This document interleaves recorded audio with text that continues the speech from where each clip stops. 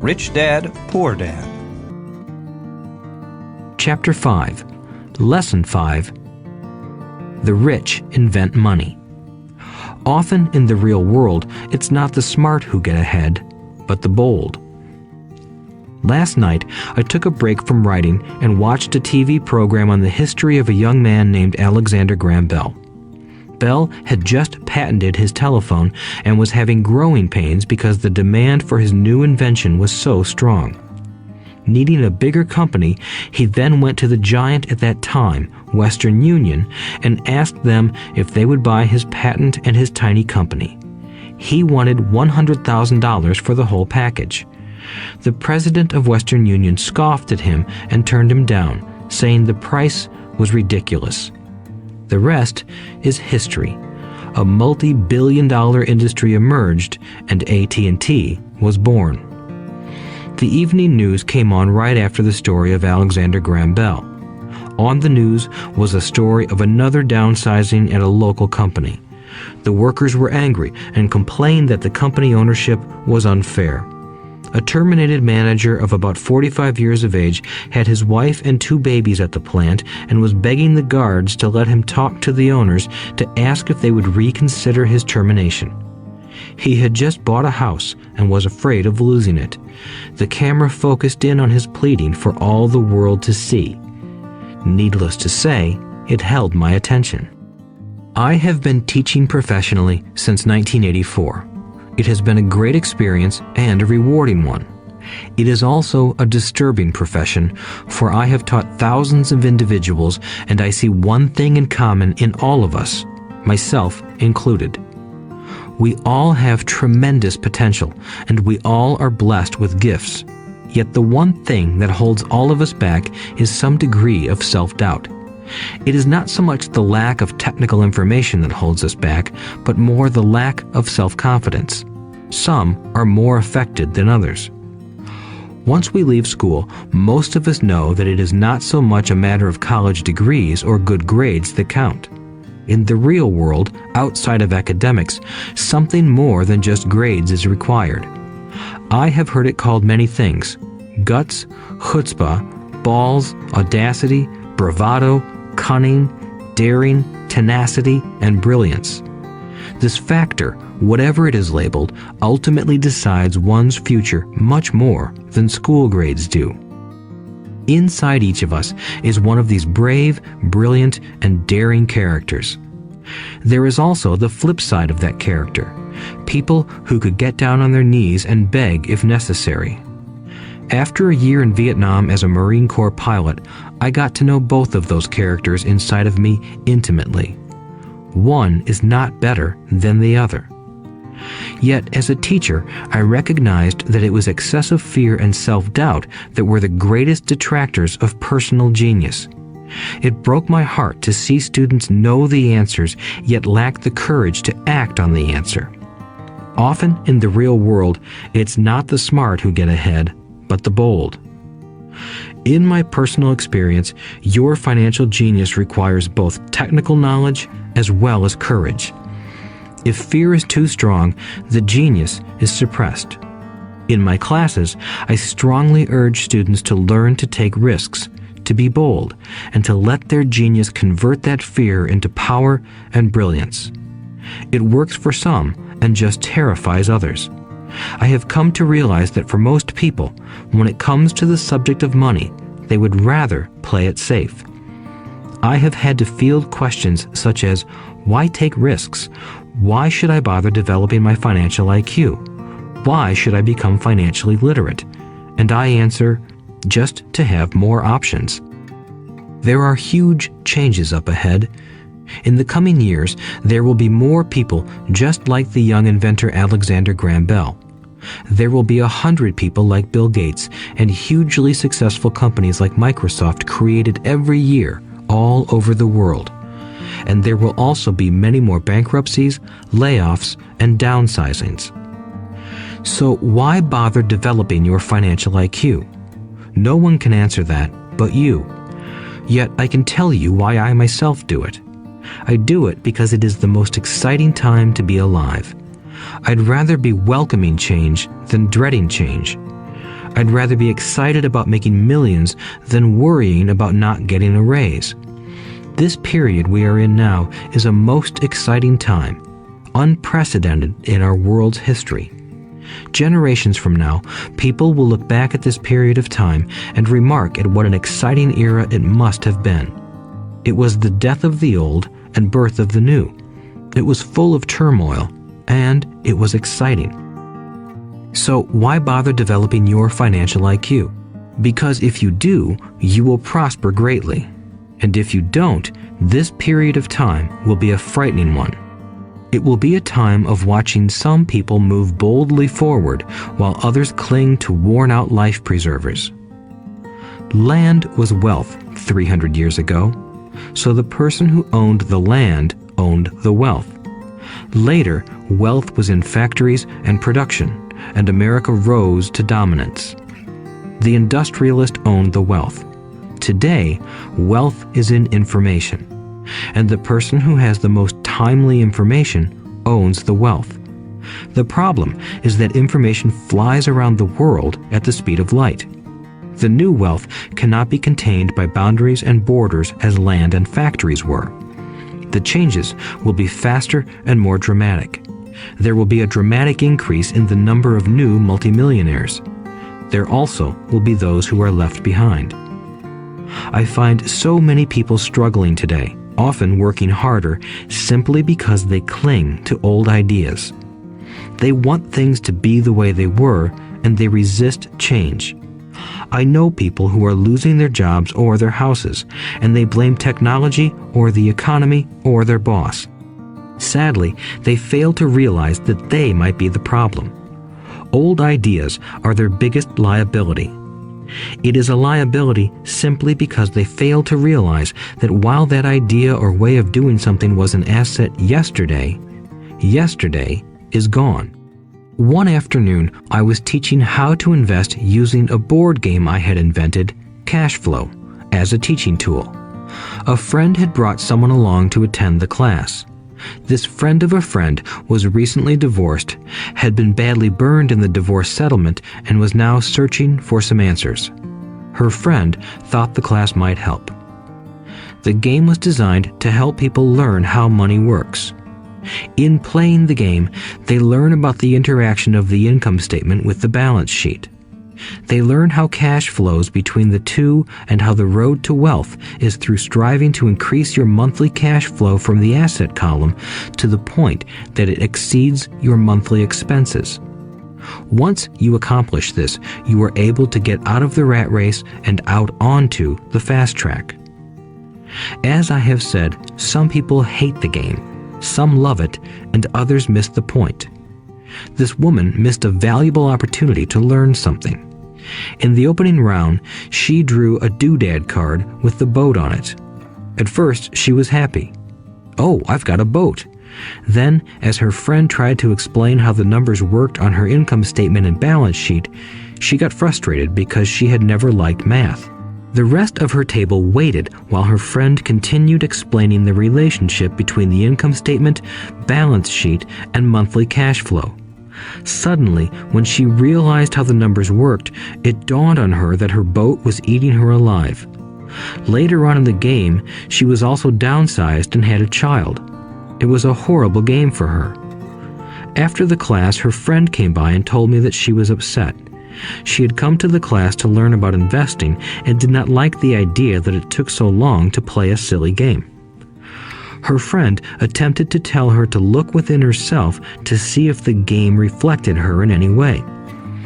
With that suggestion, the woman demanded her money back. She said that the very idea that a game could be a reflection of her was ridiculous. Her money was promptly refunded, and she left. Since 1984, I have made millions simply by doing what the school system does not do. In school, most teachers lecture. I hated lectures as a student. I was soon bored, and my mind would drift. In 1984, I began teaching via games and simulations, and I still rely on these tools today. I always encourage adult students to look at games as reflecting back to them what they know and what they need to learn. Most importantly, games reflect behavior. They are instant feedback systems. Instead of the teacher lecturing you, the game is giving you a personalized lecture, one that is custom-made just for you. The friend of the woman who left later called to give me an update. She said her friend was fine and had calmed down. In her cooling off period, she could see some slight relationship between the game and her life. Although she and her husband did not own a boat, they did own everything else imaginable. She was angry after their divorce, both because he had run off with a younger woman and because, after 20 years of marriage, they had accumulated little in the way of assets. There was virtually nothing for them to split. Their 20 years of married life had been incredible fun, but all they had accumulated was a ton of doodads. She realized that her anger at doing the numbers, the income statement and balance sheet, came from her embarrassment about not understanding them. She believed that finances were the man's job. She maintained the house and did the entertaining, and he handled the finances. She was now quite certain that in the last 5 years of their marriage, he had hidden money from her. She was angry at herself for not being more aware of where the money was going, as well as for not knowing about the other woman. Just like a board game, the world is always providing us with instant feedback. We could learn a lot if we tuned in more. One day, not long ago, I complained to my wife that the cleaners must have shrunk my pants. My wife gently smiled and poked me in the stomach to inform me that the pants had not shrunk. Something else had expanded. Me. The cash flow game was designed to give every player personal feedback. Its purpose is to give you options. If you draw the boat card and it puts you into debt, the question is, now what can you do? How many different financial options can you come up with? That is the purpose of the game, to teach players to think and create new and various financial options. Thousands of people throughout the world have played this game. The players who get out of the rat race the quickest are the people who understand numbers and have creative financial minds. They recognize different financial options. Rich people are often creative and take calculated risks. People who take the longest are people who are not familiar with numbers and often do not understand the power of investing. Some people playing cash flow gain lots of money in the game, but they don't know what to do with it. Even though they have money, everyone else seems to be getting ahead of them. And that is true in real life. There are a lot of people who have a lot of money and do not get ahead financially. Limiting your options is the same as hanging on to old ideas. I have a friend from high school who now works at 3 jobs. Years ago, he was the richest of all my classmates. When the local sugar plantation closed, the company he worked for went down with the plantation. In his mind, he had but one option, and that was the old option: work hard. The problem was that he couldn't find an equivalent job that recognized his seniority from the old company. As a result, he is overqualified for the jobs he currently has, so his salary is lower. He now works 3 jobs to earn enough to survive. I have watched people playing cash flow complain that the right opportunity cards are not coming their way, so they sit there. I know people who do that in real life. They wait for the right opportunity. I have watched people get the right opportunity card and then not have enough money. Then they complain that they would have gotten out of the rat race if they had had more money. So they sit there. I know people in real life who do that also. They see all the great deals, but they have no money. And I have seen people pull a great opportunity card, read it out loud, and have no idea that it is a great opportunity. They have the money, the time is right, they have the card, but they can't see the opportunity staring them in the face. They fail to see how it fits into their financial plan for escaping the rat race. And I know more people like that than all the others combined. Most people have an opportunity of a lifetime flash right in front of them, and they fail to see it. A year later, they find out about it, after everyone else got rich. Financial intelligence is simply having more options. If the opportunities aren't coming your way, what else can you do to improve your financial position? If an opportunity lands in your lap and you have no money and the bank won't talk to you, what else can you do to get the opportunity to work in your favor? If your hunch is wrong and what you've been counting on doesn't happen, how can you turn a lemon into millions? That is financial intelligence. It is not so much what happens, but how many different financial solutions you can think of to turn a lemon into millions. It is how creative you are in solving financial problems. Most people only know one solution: work hard, save, and borrow. So why would you want to increase your financial intelligence? Because you want to be the kind of person who creates your own luck. You take whatever happens and make it better. Few people realize that luck is created, just as money is. And if you want to be luckier and create money instead of working hard, then your financial intelligence is important. If you are the kind of person who is waiting for the right thing to happen, you might wait for a long time. It's like waiting for all the traffic lights to be green for 5 miles before you'll start your trip. As young boys, Mike and I were constantly told by my rich dad that money is not real. Rich Dad occasionally reminded us of how close we came to the secret of money on that first day we got together and began making money out of plaster of Paris. The poor and middle class work for money, he would say. The rich make money. The more real you think money is, the harder you will work for it. If you can grasp the idea that money is not real, you will grow richer faster. What is it? Was a question Mike and I often came back with. What is money if it is not real? What we agree it is, was all Rich Dad would say. The single most powerful asset we all have is our mind. If it is trained well, it can create enormous wealth seemingly instantaneously. An untrained mind can also create extreme poverty that can crush a family for generations. In the information age, money is increasing exponentially. A few individuals are getting ridiculously rich from nothing, just ideas and agreements.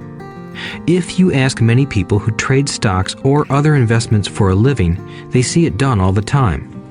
Often, millions can be made instantaneously from nothing. And by nothing, I mean no money was exchanged.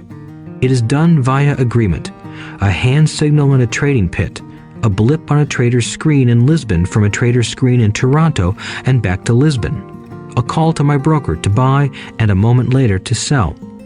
Money did not change hands. Agreements did. So why develop your financial genius? Only you can answer that. I can tell you why I have been developing this area of my intelligence. I do it because I want to make money fast.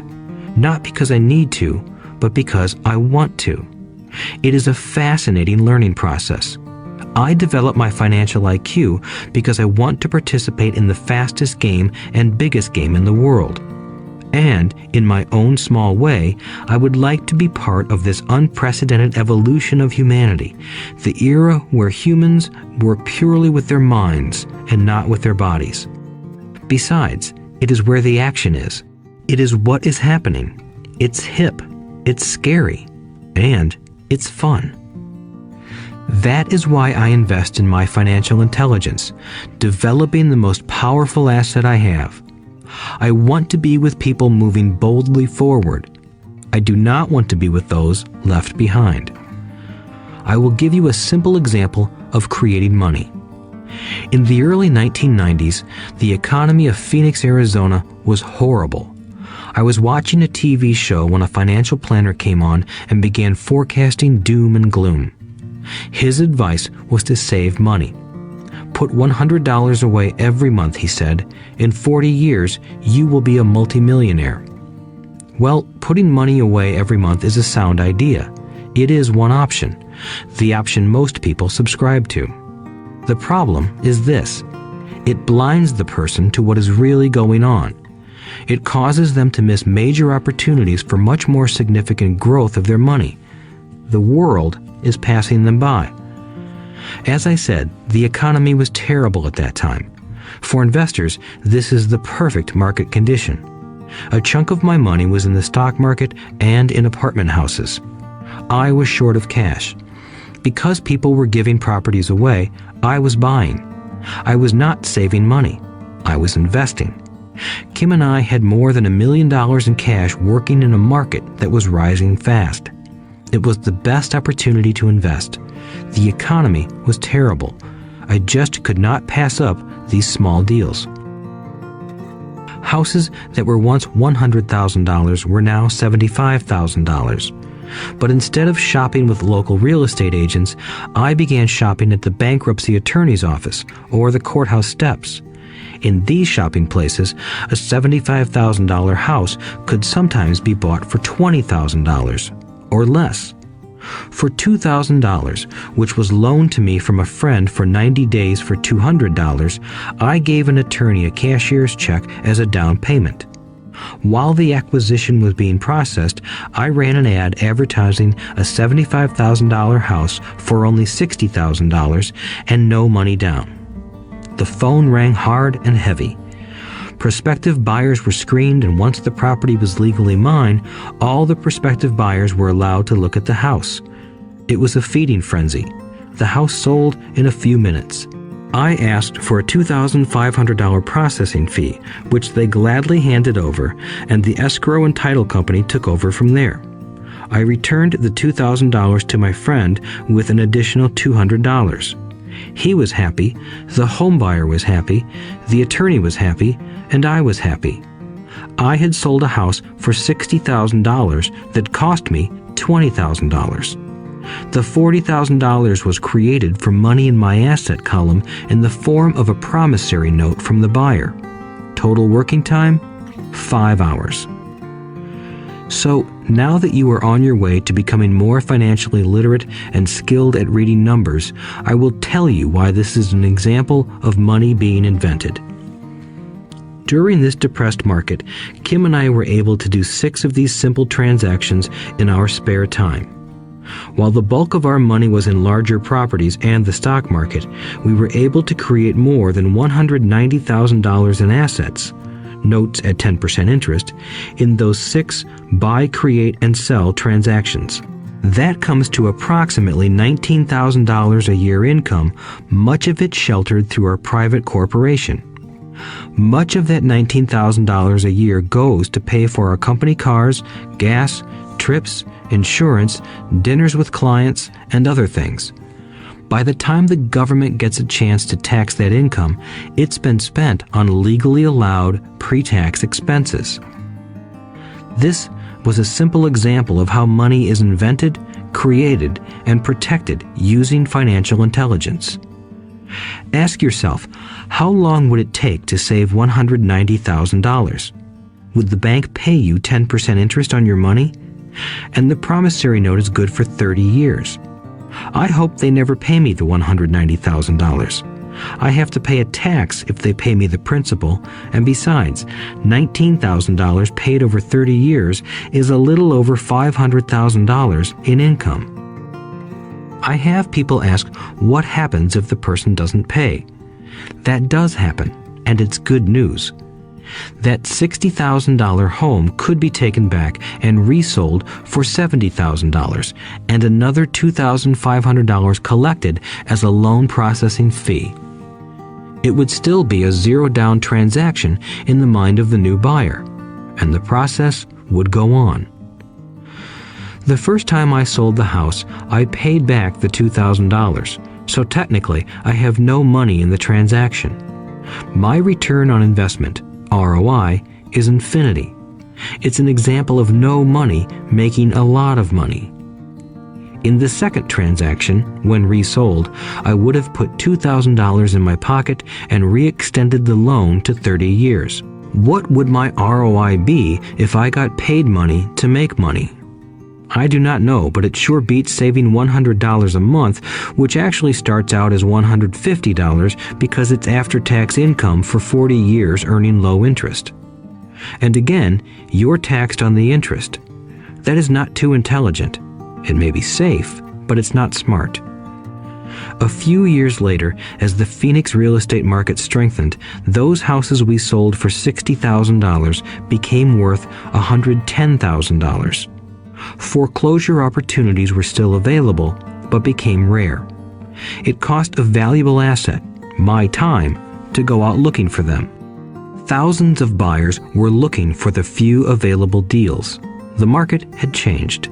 It was time to move on and look for other opportunities to put in the asset column. You cannot do that here. That is against the law. You're lying. I hear those comments much more often than, "Can you show me how to do that?" The math is simple. You do not need algebra or calculus, and the escrow company handles the legal transaction and the servicing of the payments. I have no roofs to fix or toilets to unplug because the owners do that. It's their house. Occasionally, someone does not pay, and that is wonderful because there are late fees, or they move out and the property is sold again. The court system handles that. And it may not work in your area. The market conditions may be different, but the example illustrates how a simple financial process can create hundreds of thousands of dollars with little money and low risk. It is an example of money being only an agreement. Anyone with a high school education can do it. Yet, most people won't. Most people listen to the standard advice of work hard and save money. For about 30 hours of work, approximately $190,000 was created in the asset column, and no taxes were paid. Which one sounds harder to you? 1. Work hard, pay 50% in taxes, save what is left, your savings, then earn 5%, which is also taxed. Or 2. Take the time to develop your financial intelligence, harness the power of your brain and the asset column. If you use option number 1, be sure to factor in how much time it takes you to save $190,000. Time is one of your greatest assets. Now, you may understand why I silently shake my head when I hear parents say, "My child is doing well in school and receiving a good education." It may be good, but is it adequate? I know the above investment strategy is a small one. It is used to illustrate how small can grow into big. Again, my success reflects the importance of a strong financial foundation, which starts with a strong financial education. I have said it before, but it's worth repeating. Financial intelligence is made up of these 4 main technical skills. 1. Accounting. Accounting is financial literacy, or the ability to read numbers. This is a vital skill if you want to build businesses or investments. 2. Investing. Investing is the science of money making money. 3. Understanding markets. Understanding markets is the science of supply and demand. Alexander Graham Bell gave the market what it wanted. So did Bill Gates. A $75,000 house offered for $60,000 that cost $20,000 was also the result of seizing an opportunity created by the market. Somebody was buying, and someone was selling. 4. The law. The law is the awareness of accounting, corporate, state, and federal regulations. I recommend playing by the rules. It is this basic foundation, or the combination of these skills, that is needed to be successful in the pursuit of wealth, whether it be through the buying of small homes, apartment buildings, companies, stocks, bonds, precious metals, baseball cards, or the like. A few years later, the real estate market rebounded and everyone else was getting in. The stock market was booming and everyone was getting in.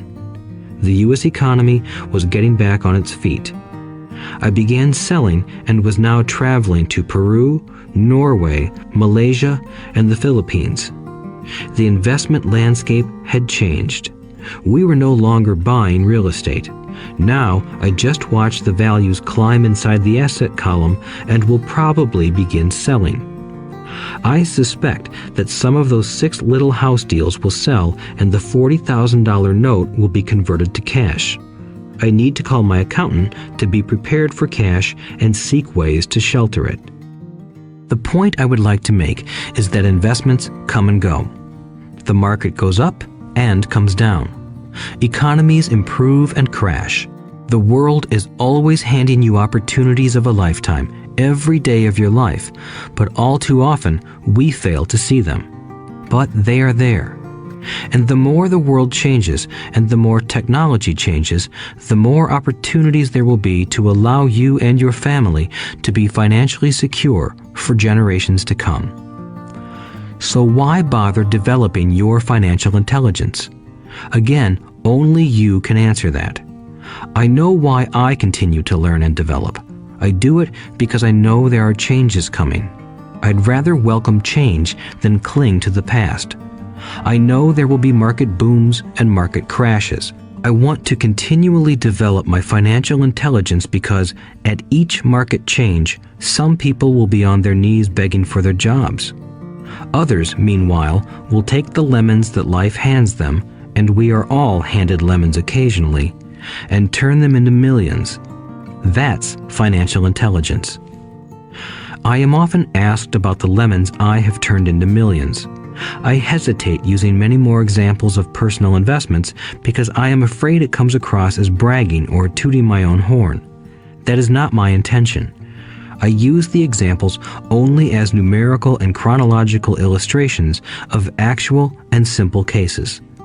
I use the examples because I want you to know that it is easy. And the more familiar you become with the 4 pillars of financial intelligence, the easier it becomes. Personally, I use 2 main vehicles to achieve financial growth: real estate and small cap stocks. I use real estate as my foundation. Day in and day out, my properties provide cash flow and occasional spurts of growth and value. The small cap stocks are used for fast growth. I do not recommend anything that I do. The examples are just that, examples. If the opportunity is too complex and I do not understand the investment, I don't do it. Simple math and common sense are all you need to do well financially. There are 5 reasons for using examples. 1. To inspire people to learn more. 2. To let people know it is easy if the foundation is strong. 3. To show that anyone can achieve great wealth. 4. To show that there are millions of ways to achieve your goals. 5. To show that it's not rocket science. In 1989, I used to jog through a lovely neighborhood in Portland, Oregon. It was a suburb that had little gingerbread houses. They were small and cute. I almost expected to see Little Red Riding Hood skipping down the sidewalk on her way to Granny's. There were for sale signs everywhere. The timber market was terrible. The stock market had just crashed, and the economy was depressed. On one street, I noticed a for sale sign that was up longer than most. It looked old. Jogging past it one day, I ran into the owner, who looked troubled. "What are you asking for your house?" I asked. The owner turned and smiled weakly. "Make me an offer," he said. "It's been for sale for over a year. Nobody even comes by anymore to look at it." "I'll look," I said, and I bought the house a half hour later for $20,000 less than his asking price. It was a cute little 2-bedroom home with gingerbread trim on all the windows. It was light blue with gray accents and had been built in 1930. Inside, there was a beautiful rock fireplace, as well as 2 tiny bedrooms. It was a perfect rental house. I gave the owner $5,000 down for a $45,000 house that was really worth $65,000, except that no one wanted to buy it. The owner moved out in a week, happy to be free, and my first tenant moved in, a local college professor. After the mortgage, expenses, and management fees were paid, I put a little less than $40 in my pocket at the end of each month. Hardly exciting. A year later, the depressed Oregon real estate market had begun to pick up. California investors, flush with money from their still booming real estate market, were moving north and buying up Oregon and Washington. I sold that little house for $95,000 to a young couple from California who thought it was a bargain. My capital gains of approximately $40,000 were placed into a 1031 tax-deferred exchange, and I went shopping for a place to put my money. In about a month, I found a 12-unit apartment house right next to the Intel plant in Beaverton, Oregon. The owners lived in Germany, had no idea what the place was worth, and again, just wanted to get out of it. I offered $275,000 for a $450,000 building. They agreed to $300,000. I bought it and held it for 2 years. Utilizing the same 1031 exchange process, we sold the building for $495,000 and bought a 30-unit apartment building in Phoenix, Arizona. We had moved to Phoenix by then to get out of the rain and needed to sell anyway. Like the former Oregon market, the real estate market in Phoenix was depressed. The price of the 30-unit apartment building in Phoenix was $875,000, with $225,000 down. The cash flow from the 30 units was a little over $5,000 a month. The Arizona market began moving up, and a few years later, a Colorado investor offered us $1.2 million for the property. The point of this example is how a small amount can grow into a large amount. Again, it is a matter of understanding financial statements, investment strategies, a sense of the market, and the laws. If people are not versed in these subjects, then obviously they must follow standard dogma, which is to play it safe, diversify, and only invest in secure investments. The problem with secure investments is that they are often sanitized, that is, made so safe that the gains are less. Most large brokerage houses will not touch speculative transactions in order to protect themselves and their clients, and that is a wise policy. The really hot deals are not offered to people who are novices.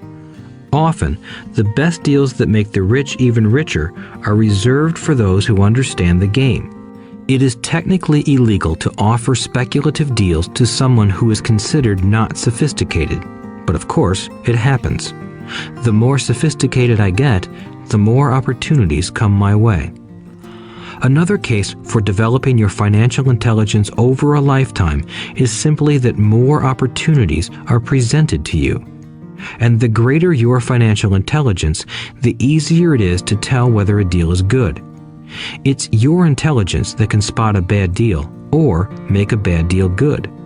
The more I learn, and there is a lot to learn, the more money I make simply because I gain experience and wisdom as the years go on. I have friends who are playing it safe, working hard at their profession and failing to gain financial wisdom, which does take time to develop. My overall philosophy is to plant seeds inside my asset column. That is my formula. I start small and plant seeds. Some grow, some don't. Inside our real estate corporation, we have property worth several $1 million. It is our own right, or real estate investment trust. The point I'm making is that most of those millions started out as little $5,000 to $10,000 investments. All of those down payments were fortunate to catch a fast-rising market and increase tax-free.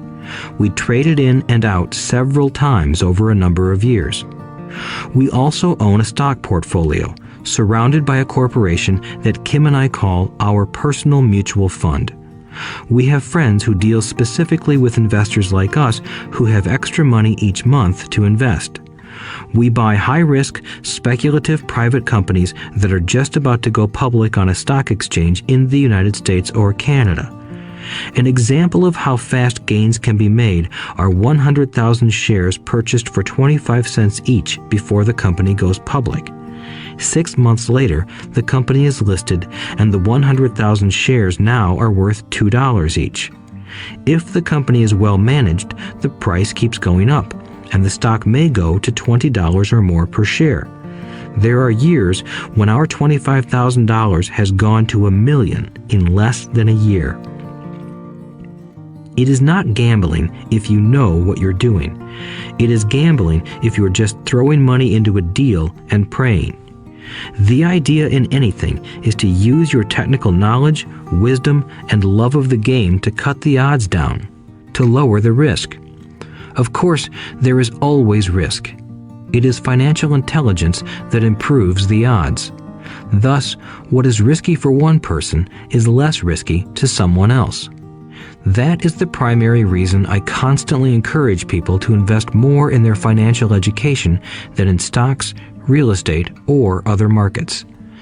The smarter you are, the better chance you have of beating the odds. The stock plays I personally invested in were extremely high risk for most people and absolutely not recommended. I have been playing that game since 1979 and have paid more than my share in dues. But if you will review why investments such as these are high risk for most people, you may be able to set your life up differently, so that the ability to take $25,000 and turn it into $1 million in a year is low risk for you. As stated earlier, nothing I have written is a recommendation. It is only used as an example of what is simple and possible. What I do is small potatoes in the grand scheme of things. Yet, for the average individual, a passive income of more than $100,000 a year is nice and not hard to achieve. Depending on the market and how smart you are, it could be done in 5 to 10 years. If you keep your living expenses modest, $100,000 coming in as additional income is pleasant, regardless of whether you work. You can work if you like, or take time off if you choose, and use the government tax system in your favor rather than against you. My personal basis is real estate. I love real estate because it's stable and slow-moving. I keep the base solid. The cash flow is fairly steady and, if properly managed, has a good chance of increasing in value. The beauty of a solid base of real estate is that it allows me to take greater risks, as I do with speculative stocks. If I make great profits in the stock market, I pay my capital gains tax on the gain and then reinvest what's left in real estate, again further securing my asset foundation. A last word on real estate.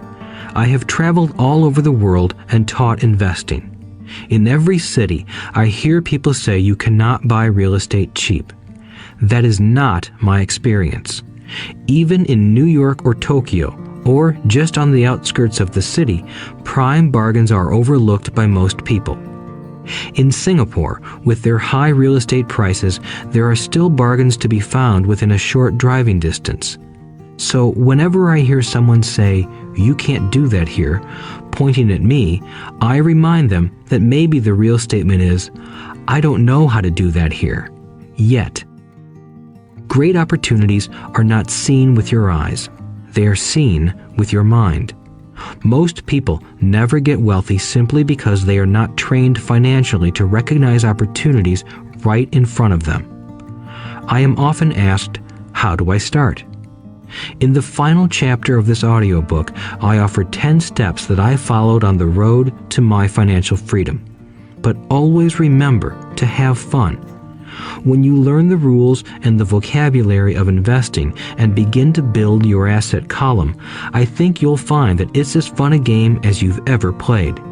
Sometimes you win, and sometimes you learn. But have fun. Most people never win because they're more afraid of losing. That is why I found school so silly. In school, we learn that mistakes are bad, and we are punished for making them. Yet if you look at the way humans are designed to learn, we learn by making mistakes. We learn to walk by falling down. If we never fell down, we would never walk. The same is true for learning to ride a bike. I still have scars on my knees, but today I can ride a bike without thinking. The same is true for getting rich. Unfortunately, the main reason most people are not rich is because they are terrified of losing. Winners are not afraid of losing, but losers are. Failure is part of the process of success. People who avoid failure also avoid success. I look at money much like my game of tennis. I play hard, make mistakes, correct, make more mistakes, correct, and I get better. If I lose the game, I reach across the net, shake my opponent's hand, smile, and say, "See you next Saturday." There are two kinds of investors. One, the first and most common type is a person who buys a packaged investment. They call a retail outlet, such as a real estate company, a stockbroker, or a financial planner, and they buy something. It could be a mutual fund, a right, a stock, or bond. It is a clean and simple way of investing. An analogy would be a shopper who goes to a computer store and buys a computer right off the shelf. 2. The second type is an investor who creates investments. This investor usually assembles a deal in the same way a person who buys components builds a computer. I do not know the first thing about putting components of a computer together, but I do know how to put pieces of opportunities together, or know people who know how. It is this second type of investor who is the more professional investor. Sometimes it may take years for all the pieces to come together. And sometimes they never do. It is this second type of investor that my rich dad encouraged me to be. It is important to learn how to put the pieces together, because that is where the huge wins reside, and sometimes some huge losses if the tide goes against you. If you want to be the second type of investor, you need to develop 3 main skills. These skills are in addition to those required to become financially intelligent. 1. Find an opportunity that everyone else missed. You see with your mind what others miss with their eyes. For example, a friend bought this run-down old house. It was spooky to look at. Everyone wondered why he bought it. What he saw that we did not was that the house came with 4 extra empty lots. He discovered that after going to the title company. After buying the house, he tore the house down and sold the 5 lots to a builder for 3 times what he paid for the entire package. He made $75,000 for 2 months of work. It's not a lot of money, but it sure beats minimum wage, and it's not technically difficult. 2. Raise money. The average person only goes to the bank. This second type of investor needs to know how to raise capital, and there are many ways that don't require a bank. To get started, I learned how to buy houses without a bank. It was the learned skill of raising money more than the houses themselves that was priceless. All too often, I hear people say, "The bank won't lend me money," or "I don't have the money to buy it." If you want to be a Type 2 investor, you need to learn how to do that which stops most people. In other words, a majority of people let their lack of money stop them from making a deal. If you can avoid that obstacle, you will be millions ahead of those who don't learn those skills. There have been many times I have bought a house, a stock, or an apartment building without a penny in the bank. I once bought an apartment house for $1.2 million. I did what is called tying it up with a written contract between seller and buyer. I then raised the $100,000 deposit, which bought me 90 days to raise the rest of the money. Why did I do it? Simply because I knew it was worth $2 million. I never raised the money. Instead, the person who put up the $100,000 gave me $50,000 for finding the deal, took over my position, and I walked away. Total working time? 3 days. Again, it's what you know more than what you buy. Investing is not buying. It's more a case of knowing. 3. Organize smart people. Intelligent people are those who work with or hire a person who is more intelligent than they are. When you need advice, make sure you choose your advisor wisely. There is a lot to learn, but the rewards can be astronomical. If you do not want to learn those skills, then being a Type 1 investor is highly recommended. It is what you know that is your greatest wealth. It is what you do not know that is your greatest risk. There is always risk, so learn to manage risk instead of avoiding it.